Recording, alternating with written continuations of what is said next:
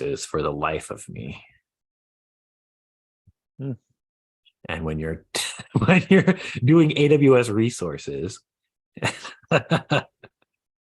All right, so let's see here. I can for the life of mine is the one that always gets me is receive.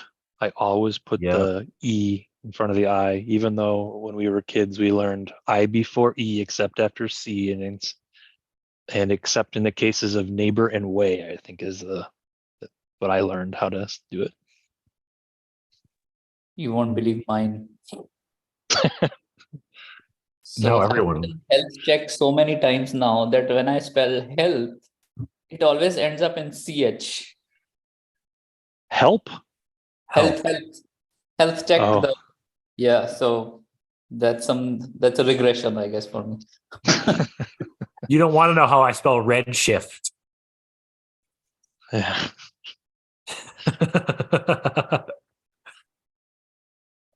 So Rob, I'm going to make you the host again in case anyone tries to join.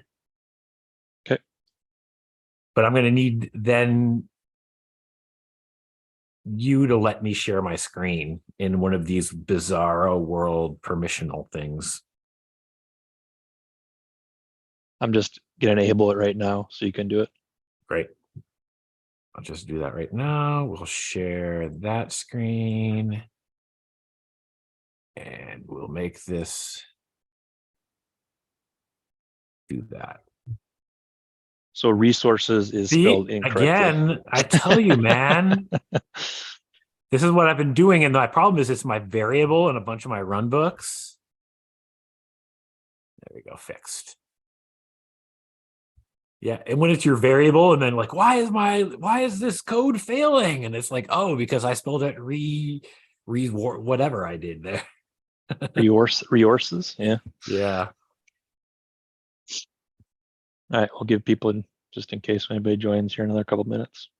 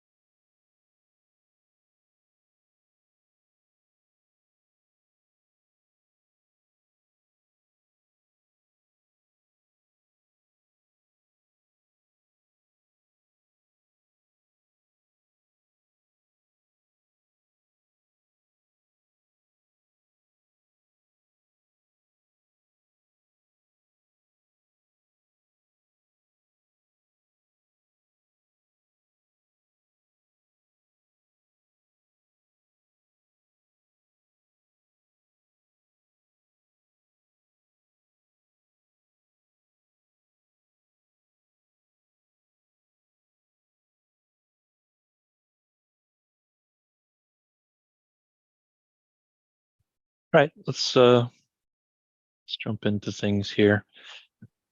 All right, good afternoon, everybody. It's noon Central Time, time for our weekly demo with unSkript.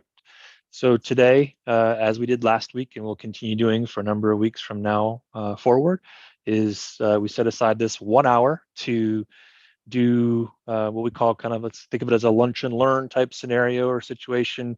We're bringing forward use cases or problem areas that SREs and tech support folks are running into as we talk to folks out in the marketplace, and then showing how unSkript can really deal with some of those challenges or problems, just trying to do everything we can to help to reduce the amount of work and busy work that happens on that put on the shoulders, frankly, of the SRE and tech support community in organizations, especially in those companies that are really pounding deeply into the world of the cloud, public cloud, Kubernetes, so that kind of cloud native build, if you will, for their products and services. So today we're going to be talking, Doug again from unSkript is going to be talking about a little bit something different than we did last week. Last week we talked about cost in AWS and the resources and how we can kind of look into those different resources that are being used and potentially see where we could be getting some cost advantages from.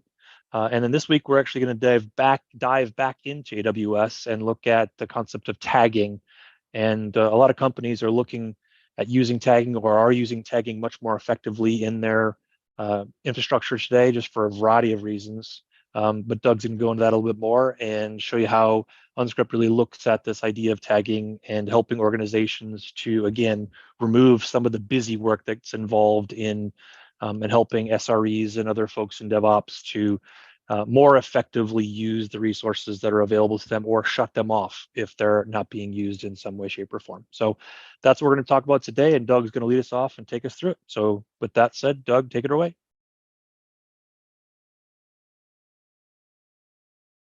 Awesome. Thanks. Thanks for the great introduction. So actually, tagging does have a little bit of a cost optimization.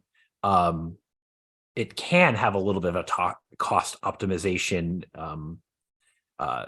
bend to it. But, when we're building stuff out in the cloud, we end up with tens, hundreds, even thousands of resources out at AWS. And after a while, you just have this long list and you're like, well, what the heck is this one being used for? And why is that one being used for? And what are all these things? And, give it a couple of weeks, a couple of months, nobody really remembers because they, what's instance ID random number generation that's 12 letters long, and nobody really knows. And for cost reasons, it might have been something that a developer spun up and they were just doing an experiment. And then they forgot to turn it off, or their experiment was done and they moved on to something else, but it just never got turned off. And so one of the ways that people do tagging is so you can identify what's out there and know what's really important and what maybe isn't quite as important. So we're going to talk about tagging resources. I have 3 runbooks that I've built with unSkript that will help understand and show how you can use unSkript to do this. One of the problems with tagging resources is, again, if you've got hundreds of these and you have to just click through the console, right? Find this one, add the tag, key, value, enter, next one, key, value, right? Tedious, slow, annoying. So we're going to use some runbooks that are help make this a lot faster and more efficient. All right, so we've got 3 runbooks. The first one I'm going to do is we're going to look for all of the resources that don't have tags, right? If there are no tags at all, clearly we need to add some tags to them so that we can begin that process. The second one we're going to do, I was going to make this go iteratively, but we're going to go to all 3 at once. The next one is find the resources that are about to expire. So this sort of goes into that cost thing. You can add an expiration tag. So when you create something at AWS, you have to give an expiration tag. So if it's something that's crucial and essential for the company, maybe you put none, or you say 2026. But if you're just doing an experiment and it's a 2-week experiment, you can say, this thing can go away. It's the beginning of June, maybe just say July 1st.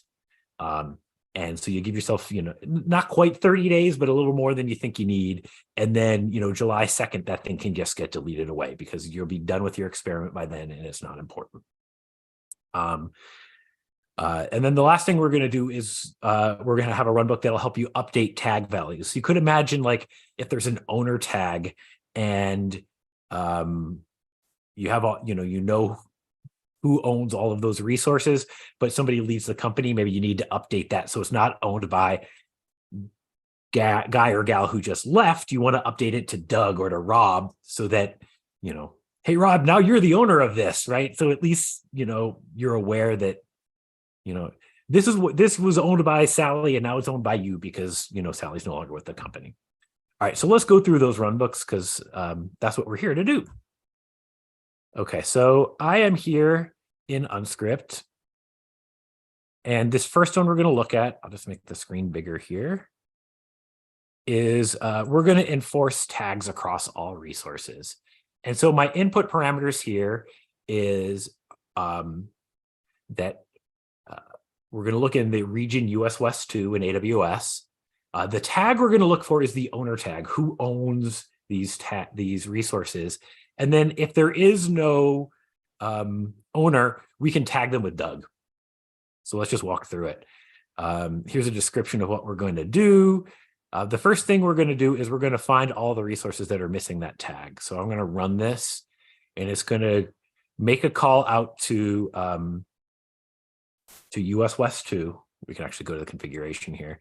It's going to go to the region, which is this variable up here, region, and it's going to find all the ones with the key owner. And it says there are 2 resources out there that are missing the tag owner, and we can fix up to 20 of them at once. So now you can sort of see a headline of what we're going to see here, but I'm going to run this just to make sure that the data is up to date. But as you can see, there are 2 resources here that don't have a tag owner. And as a preview to sort of what we're going to be doing in a second, they're S3 buckets that don't have tags. One of them has expired and one of them is about to expire. So what we can do here is select which ones we want to tag with the owner, and the owner again is that input parameter of Doug. So let's just do one of them. And so we're going to say I want to assign this Doug expired S3 bucket to the owner Doug. And then the last step here is to attach that tag to the resource. And so what this does is it reads in the list of resources, the ARNs, ARN. I'm not sure how people pronounce it. I'm going to say ARN. Makes me feel like a pirate. It takes this list of ARNs. It's going to put the tag owner, give the value Doug in the region US West 2. So if I do this,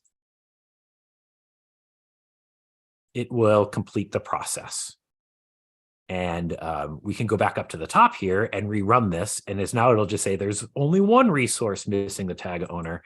And you'll notice that I don't have the grammar fixed in here. It's going to say there are 1 resources. I think we can deal with that.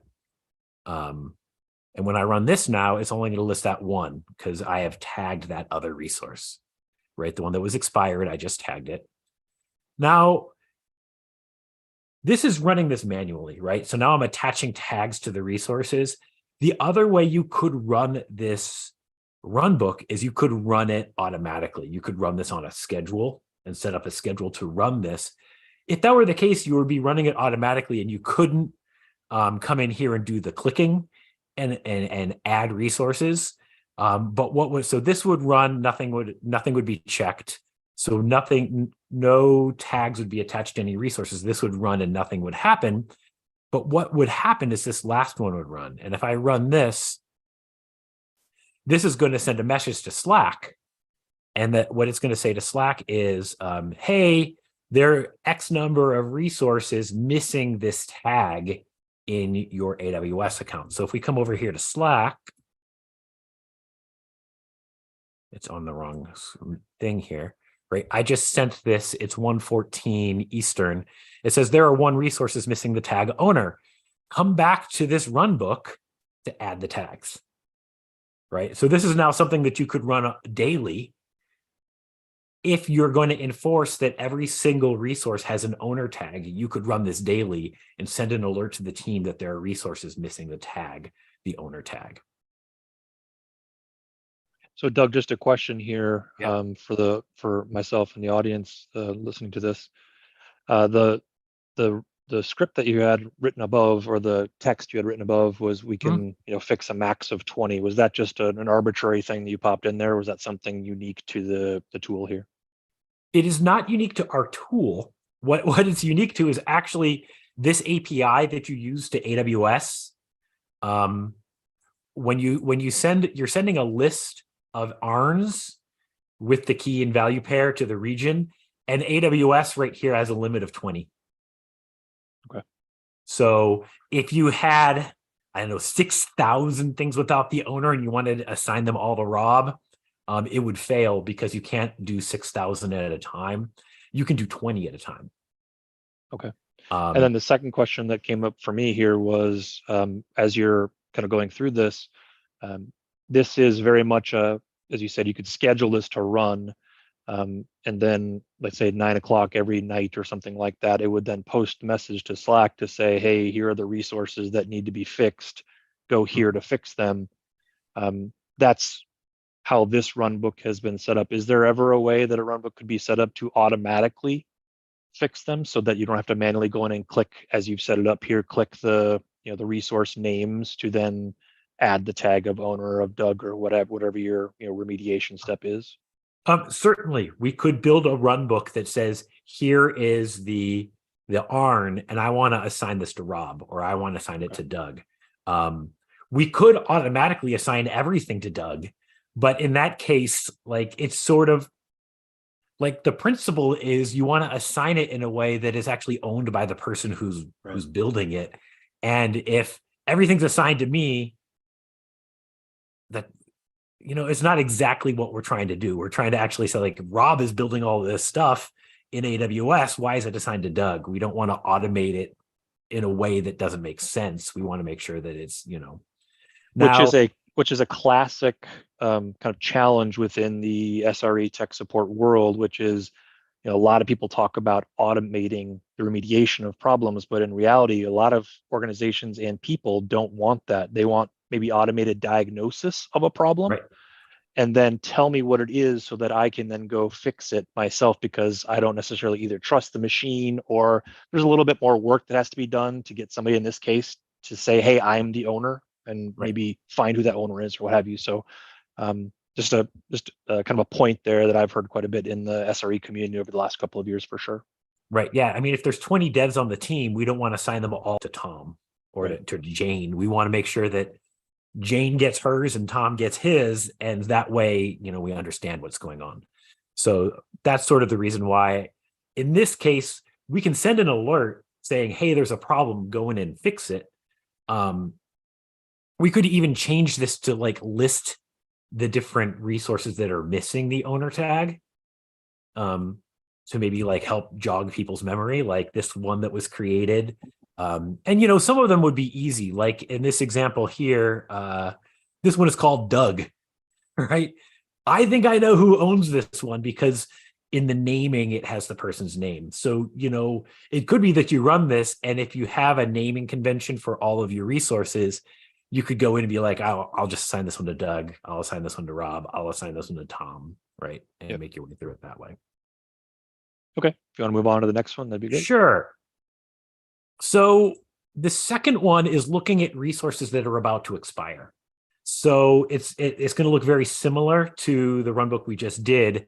The first step is we're going to find all the resources with the expiration tag. And so in this case, in our in this AWS environment, there are 4 of them. And we can look at the, so we have this secrets manager, and it expires on the 24th of this month. This one expired in January. This one expires next week, and this one expired, 3 years ago, right? So if something expired 3 years ago, it probably shouldn't be around anymore. Before you delete it, you should probably make sure that there's no data in that S3 bucket that is useful. But in this case, I just created a bucket. I created it yesterday, but I just added a tag saying that it was going to expire in 2019. The input parameters here again is we're looking in US West 2. We picked our region, and then because different companies might have different names for their expiration tag, right? You might say good until, or I don't know. You might have a different name for it. In this case, I named the tag expiration, and these are the 4 items with that expiration tag. And then I said, give me all the, so these are all the resources with the tag. I want to find the ones that are going to expire within 15 days. And so in that case, 6/24, today is 6/7, so it's just outside that window, right? So what we're going to filter is we're going to filter for the ones that are about to expire. And of course, there's an error. We're going to edit this really quickly, and then I'll edit the runbook or edit the video. What is going on there?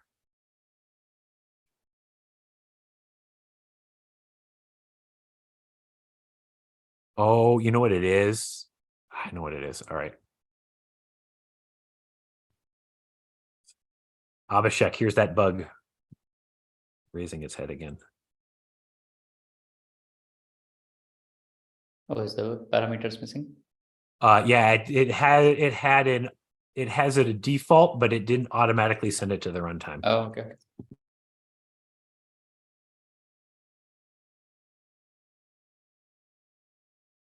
So now we can filter for those resources that expire within the next 15 days. And if we look at this list, there's 1, 2, 3. The one that expires on 6/24 is outside of our window. So we're only looking at the ones that are about to expire, because those, or the ones that have expired. And now what we want to do is maybe we want to update these. So this is the next step, is giving us the opportunity to like buy ourselves some runway. You know, let's kick out the expiration date. This is not something you can do with bananas, but it is something you can do with your AWS resources.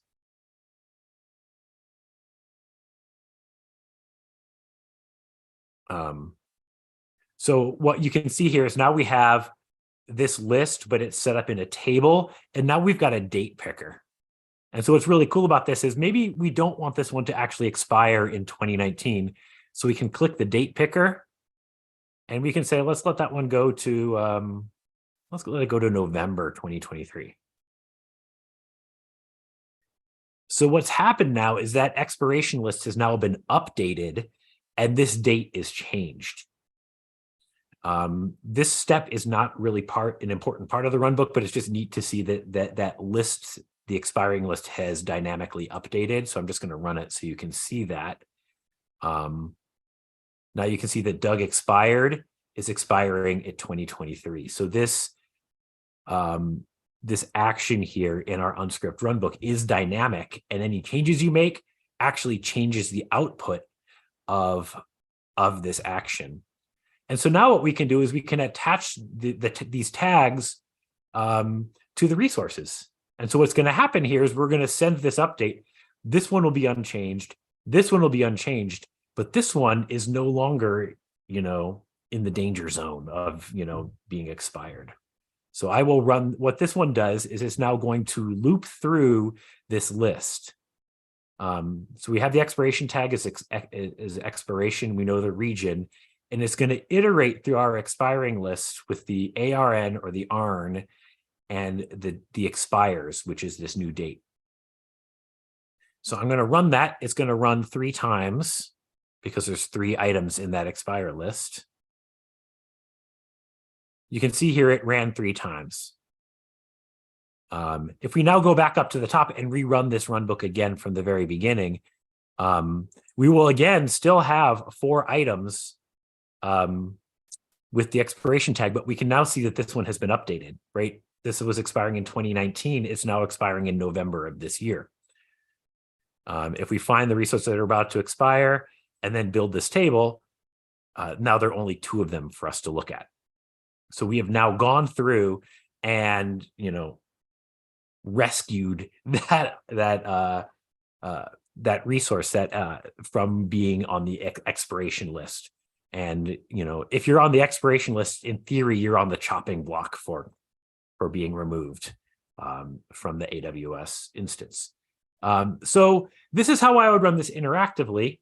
Again, we could run this on a daily schedule or a weekly schedule. I had this set for a 15-day window. Maybe you do a 7-day window, you run it once a week. And so this last step, just what it'll do is it'll post to Slack.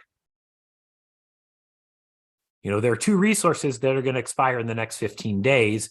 Come back to this runbook, the AWS resources about to expire runbook, to manually update these dates to avoid the deletion of your important resources. So, again, in this case, you could run this one on a schedule, and it'll send an alert to the team that says, hey, stuff is about to expire, go take a look. Or you can come in and run it manually and change those dates if you need to. Okay, great. Let's move on to the third one. All right, the third one. So this one is, again, same sort of ideas here. What we're going to do is we're just going to update tags. And in this case, we're going to update the owner tag. Again, the idea that maybe, Doug was working on project X, but now he's handing it over to Rob. So now I'm going to assign all those resources to Rob because I don't want to have to deal with them anymore. So again, we're going to get all the resources with the owner tag. And you could see what the output was when I ran this earlier today. There are 303 resources with the tag owner. It said 302, but if you remember, about 15 minutes ago, we added a Doug owner, so it went up to 303. Again, we can fix a max of 20 because that last action where you're updating tags allows you to update 20 at a time. So let's run the tag updater.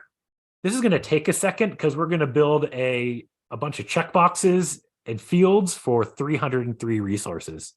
So, it's building, again, just like we had that date picker, this one is going to have a list of checkboxes next to each ARN and then the owner name.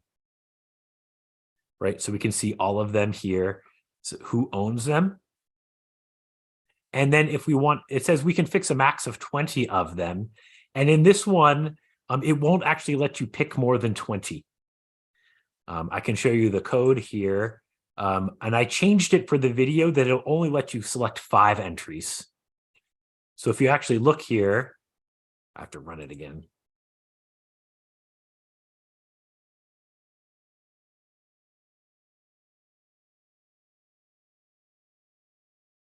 So while that's running, Doug, is there a way that you can kind of do a bulk update where it automatically keeps cycling through and just reassigning to an example I'm thinking of here is, I've come from the world of like identity management and whatnot in the past, especially AWS. Right. If you had a bunch of things assigned to you and you were leaving the company and I was coming into the company as the new person responsible, you might have an IAM system of some kind or HR system that's communicating to an IAM system that says that Doug is leaving. As soon as that happens, an alert goes out to other downstream systems to remove Doug from all these different systems kind of automatically. I could see that being a great use case here where maybe, again, an IAM system of some kind pushes out a notification to unSkript. unSkript says, hey, it looks like Doug's leaving. Let's kick off this update resource tags. And instead of me going in and manually checking all these boxes, just do it kind of in one bulk fashion. I just wrote it down. I'll build that run book. That's a great use case. So absolutely that's possible. It's not built right now, but it would be very easy to, again, we could say get owner is equal to Rob, right? And so we could filter on, is there an owner tag? Does the owner tag equal Rob? Get all those resources. And then we could update all of those and assign them to Doug. Okay. And then so in terms of, in this case, there's only 20 at a time. So do you have to manually go in and check them along the way, or can we automate that process as well? We could build a loop. Absolutely. Okay. We could have it loop through and just, loop through and, 20 at a time, Rob begins to disappear from the AWS environment and Doug's, load grows. So absolutely. And so in this case, remember, I set the limit to 5. So if I try to click a 6th one, it won't let me. And you can see down here it's throwing an error and it says, you've reached the maximum number. So it won't actually let you select more than 20. So you can't accidentally break the system. But in this case, what we can do is we can update this to, right, we're just going to update these ones, showing that, I'm doing this during a video. And again, it's a really long list. So we can print that list and we can see that the value is now unSkript video for a bunch of them. I'm not going to change the one for Jashima because that's his item that he owns that. And now we can attach that to the resources. And so again, it's going to loop through 5 times, update the tags for all of those. And so now it's updated. So if we come back over here and we just get those resources again and then run it, you'll see that those first 4 entries all have video in the front of them showing that the tag was actually updated at AWS, which is sort of cool. Like, it's just like one of those right away instant feedback, the changes you made worked.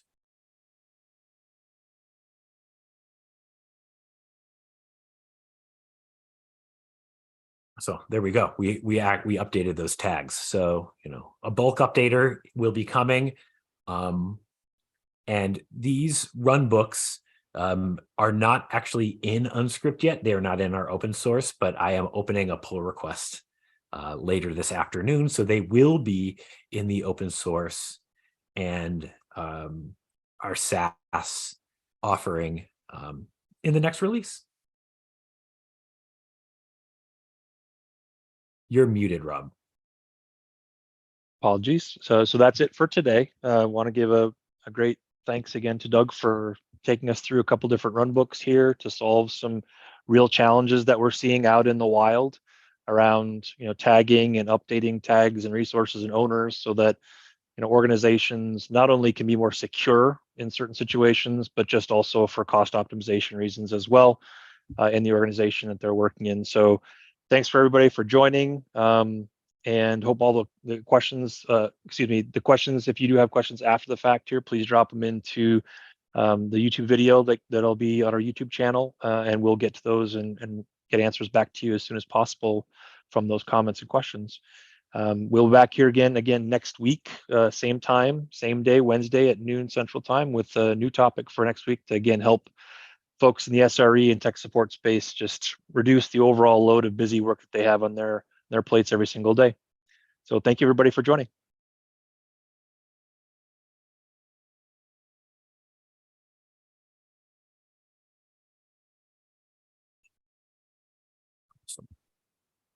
Okay. And I think YouTube is still going, but that's fine. But that was awesome. Yep. Great. Good stuff. That is a real use case that I've seen, though, like as of recently, last couple of years in particular. So, people using what's the big cloud IAM? AWS? Well, AWS for sure. But then there's Ping Identity is one big player. Okta, yeah. So like great example, if I leave a company, the HR system checks a box and that triggers something at Okta to pull all of my permissions for these different systems. But what I have seen over and over again is that those permissions being pulled isn't necessarily automated. Like, it's sending a message to somebody to go do it. Whereas, in this situation, we could really automate that, look for the alert to come through, and then when that alert comes through, automatically trigger 2 or 3 runbooks that does that cleanup and reassociation. Yeah. Hey, Rob, I think you